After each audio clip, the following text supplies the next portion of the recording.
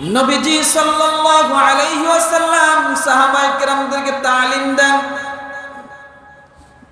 এশার নামাজের পরে যার যার মতো নামাজ যখন শেষ করা হলো, আল্লাহর নবী বললেন, সব সাহাবীরা তোমরা যার যার মতো বাড়িতে যাও। যাদের বাড়িগুলো নিকটে আছে তারা যার যার মতো বাড়িতে চলে গেল। দুইজন সাহাবী মসজিদ থেকে বাইর হয়, আবার কিছু দূর সামনে যায়, যাওয়ার পরে আবার মসজিদের মধ্যে ফিরে আসে। একজন কয় তুমি সামনে যাও, আর একজন কয় না তুমি সামনে যাও। নবীজি সাল্লাল্লাহু আলাইহি ওয়াসাল্লাম দূর থেকে এই দুই সাহাবীর কাণ্ড দেখতে পেলেন। কিরে এরা ধাক্কা ধাক্কি করে কেন? একবার সামনে আগে আবার মসজিদের বারান্দায় এসে দাঁড়িয়ে যায়। আল্লাহ নবী ডাক দিলেন, সাহাবী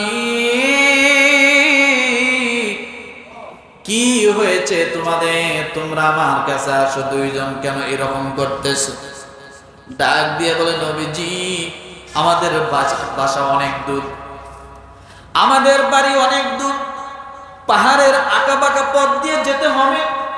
কিন্তু নবীজি রাতের অন্ধকারের কারণে কিছুই দেখতে পাই না, কিছুই দেখা যায় না।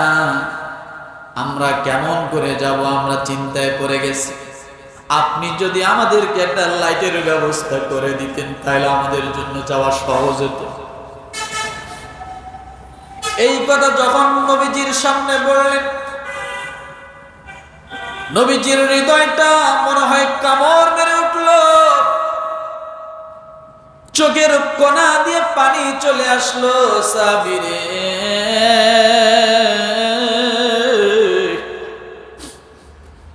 আমার কাছ থেকে দিনের আলোচনা শোনার জন্য তোমরা কত দূর থেকে দূরান্ত থেকে কষ্ট করে আসো, কিন্তু রাতের অন্ধকার হয়েছে, এখন বাড়িতে যাব, অন্ধকারের কারণে যাইতে পারো না, রাস্তাঘাটে ভয় ভীতি আছে, এই জন্য বাড়ি যেতে পারতেছো না।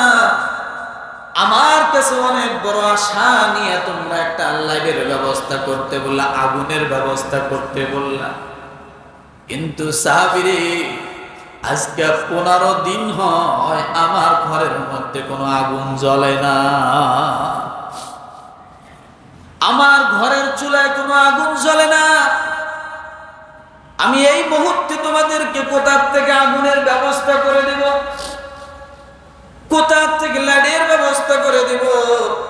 নবীজির মুখ থেকে যখন সাহাবী দুইজনে এই কথা শুনলেন, সাহাবী দুইটার মাথা নিচু হয়ে গেল, তারাও চোখের কোনা দিয়ে পানি করে দিল।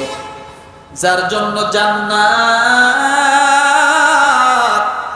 যার জন্য তামাম দুনিয়া, সেই নবীর ঘরে খাওয়ার কোনো ব্যবস্থা নেই, আগুনের ব্যবস্থা নাই, লাইটের ব্যবস্থা নেই। আল্লাহ নবী ডাক দিলেন, সাহাবীরে তোমরা মনে হয় চিন্তায় পড়ে গেছো, পেরেশান হয়ো না, চিন্তা করো না।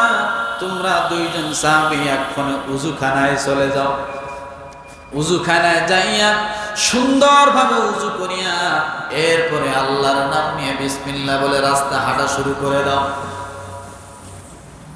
সাহাবীরা আশ্চর্য হয়ে গেল, চাইলাম লাইট দেয় উযু, লাইট চাইলাম উযু করতে বলল, বিস্ময়কর হয়ে গেল।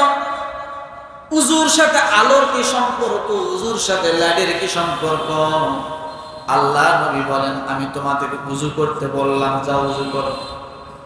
সাহাবী দুইজন উযু করলেন, উযু করার পরে রাসূলের সঙ্গে দেখা করে এরপরে রাস্তা যখন বিসমিল্লাহ বলে হাঁটা শুরু করলেন, আল্লাহর কুদরতে ওই দুই সাহাবী যতদূর পর্যন্ত তাদের চোখ যায় ততদূর পর্যন্ত তাদের শরীরের থেকে আলো বাহির হইতে থাকে।